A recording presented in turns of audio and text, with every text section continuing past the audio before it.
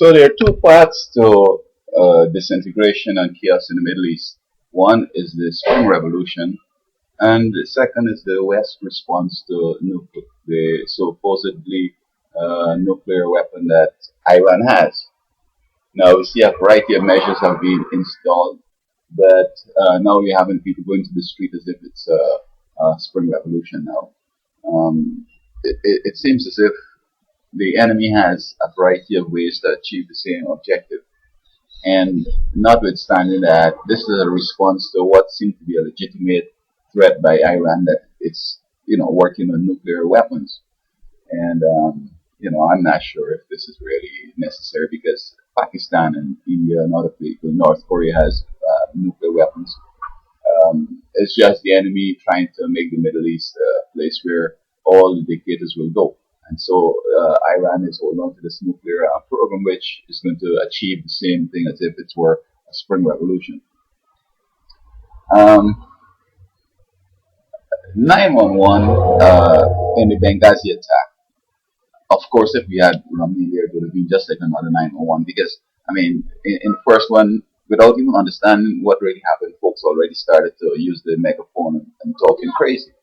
But Obama here is, trying to find out like exactly what happened. We're hearing folks from Tunisia, and remember, Tunisia is the first place that had the Spring Revolution. Got rid of Ali, and everybody hailed this, what I mean. And maybe they're lying, I don't know, and nobody knows exactly what's happening. But if it were that it's the folks from over there, then there you go.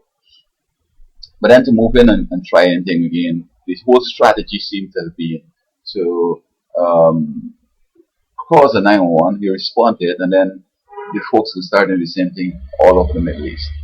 And then, you just can't respond to all of those because getting in is going to be a difficult thing.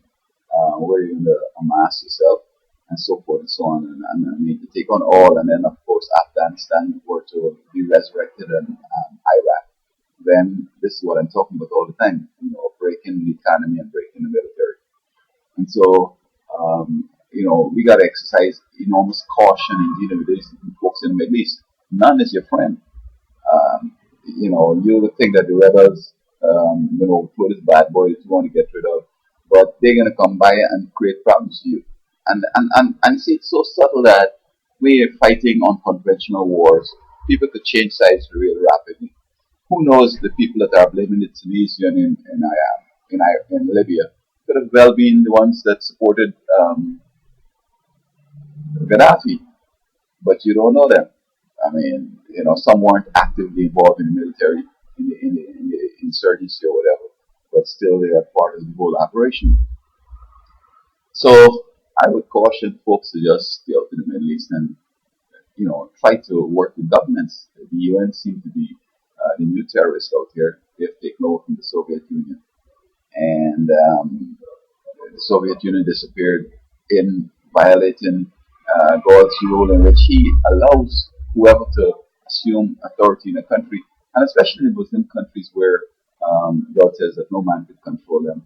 When you find somebody who could control them, it's better you just, forget the other things that you don't like and hope that you keep them in check because it's just like China. Folks would like to see China change.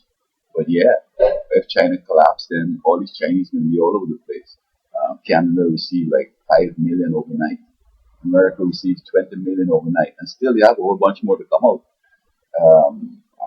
They will cause a real havoc. So it's better to ignore what you don't like about China, but agree that we're keeping the Chinese people in check.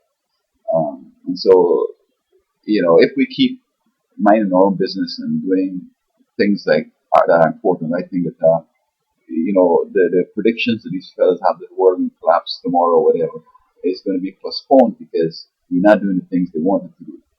I mean, we see they've already changed the timeline on the Mayan calendar simply because in the early part of the year we haven't started what they wanted, Iran and Syria.